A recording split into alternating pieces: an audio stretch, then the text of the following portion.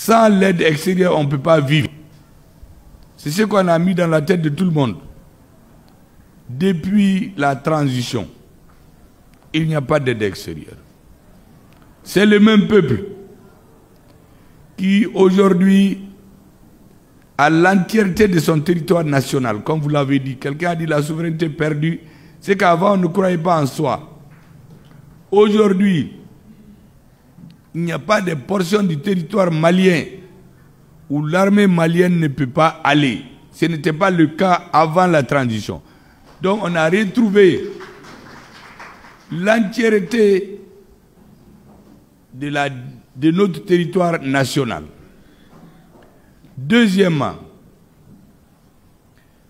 pendant ce temps, vous les Maliens, vous avez équipé votre armée plus que les 40 dernières années réunies en un an sans aide extérieure. Vous avez, vous les Maliens, on dit qu'on n'a rien chez nous, on a la richesse. Nous avons augmenté les salaires de 200 milliards d'ici. Vous les Maliens, sans aide extérieure. Votre pays ne s'est pas désintégré comme prévu. Le gouvernement que vous soutenez, Assimi Goïta a tenu bon, son gouvernement a tenu bon, les institutions de la transition ont tenu bon, grâce au soutien inconditionnel de l'écrasante majorité des Maliens à l'intérieur, dans la diaspora et dans l'Afrique entière. Tous les Africains nous ont soutenus. C'est ça aussi la souveraineté retrouvée. Auparavant, le Premier ministre a assisté à la montée des couleurs et à l'intonation de l'hymne national en Bamananka. Le ministre d'État, ministre de l'administration territoriale et de la décentralisation, lui, s'est rendu à Bougouni, où il est accompagné de son collègue des affaires religieuses, Mahamadou Koné. Là aussi, le travail bien fait est prôné et les élèves sont invités au patriotisme. Le point avec nos envoyés spéciaux, Dougoufana Traoré et Adama Kamara. L'école fondamentale de la mission de Bougouni reçoit des hôtes de marque à l'occasion de la célébration de la journée nationale de la souveraineté retrouvée. Il était un peu plus de 8 heures ce matin quand le ministre d'État, ministre de l'administration territoriale et de la décentralisation, son collègue des affaires religieuses, du culte et des coutumes et le gouverneur de la région de Bougouni ont participé à la montée des couleurs. Vive son drapeau! Vive son drapeau! Attention pour la montée des couleurs. Prêt? Paré! Envoyé.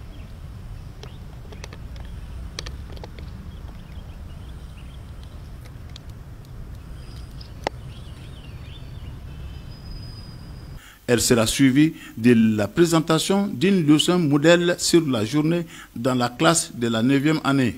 C'était sur la souveraineté nationale retrouvée. Donc c'était étalé en 4 phases. La première phase, c'était la défense de la patrie. La deuxième phase, c'était la souveraineté nationale retrouvée. Et la troisième phase, c'était la dénonciation des sanctions imposées au Mali par la CEDEAO et l'UEMOA. Et la quatrième phase était la résistance nationale. Et ces 4 points ou 4 phases-là ont été bien défendus par les enfants. Le ministre d'État, ministre de l'administration territoriale et de la décentralisation s'est réjoui du fait que les élèves soient au parfum des messages des plus hautes autorités du pays par rapport à la journée nationale de la souveraineté retrouvée.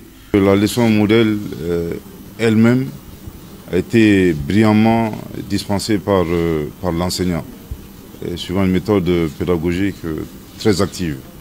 J'ai également pu remarquer la participation, l'engagement et l'intelligence des élèves. Nous également, nous avons appris. Vous savez, c'est des concepts qui peuvent être souvent abstraits quand on parle de la souveraineté nationale retrouvée, le patriotisme, la dénonciation des sanctions. Mais à travers des mots très simples, je pense que nous avons également appris d'autres, disons, des définitions simples qui nous ont été données par les élèves. En tout cas, je suis très satisfait et je me rends également compte que tout l'engagement des plus hautes autorités, depuis la rectification, suite également depuis toutes ces sanctions injustifiées de la CEDEAO, sont suivies de très près aussi bien par les enseignants, ce qui ne me surprend pas, mais surtout par les élèves. Et nous sommes dans une classe de 9e année. Ça démontre à suffisance leur ouverture d'esprit et surtout la culture générale de nos enfants. Les membres du gouvernement présents à Bougouni ont aussi pris part à la prière du vendredi à la grande mosquée de la ville. À la mosquée, c'était toujours d'exhorter les musulmans à la cohésion sociale, à la cohabitation pacifique et surtout de les exhorter vers la ferveur nationale qui doit être fêtée le 14 janvier, qui est la journée de la souveraineté retrouvée. Auparavant, la délégation ministérielle avait rendu une visite de courtoisie aux notabilités de Bougouni. Les sages ont réaffirmé leur soutien total à la transition et la capitale du Bani Mounouté s'est dit prête pour le référendum constitutionnel à venir. Une fatia pour la stabilité du pays a mis fin à cette cérémonie. Et nos envoyés spéciaux nous signalent que la délégation ministérielle a visité plusieurs chantiers à Bougouni, dont les travaux de construction de la nouvelle cité administrative. Nous y reviendrons dans nos futures éditions. Les ministres en charge des Affaires étrangères, de l'Emploi et de la Réconciliation nationale étaient respectivement à l'École de la République au Goïta, qui a décidé d'instituer la journée du 14 janvier comme la journée de la souveraineté retrouvée.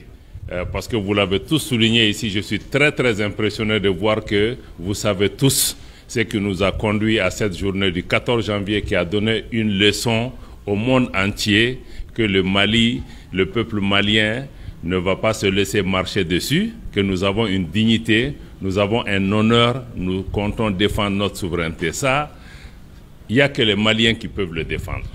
Nous sommes peut-être l'ancienne génération, mais c'est vous, la génération future, c'est vous qui allez être appelés à défendre ce pays, à protéger ce pays. Je crois que si vous connaissez l'importance aujourd'hui pour chacun de nous de défendre notre patrie, d'aimer notre patrie, d'être prêt aussi à nous sacrifier pour notre pays, je crois que c'est extrêmement important. Et ce qui s'est passé le 14 janvier, le Mali a forcé le respect du monde entier. Pour se faire respecter, il faut se battre.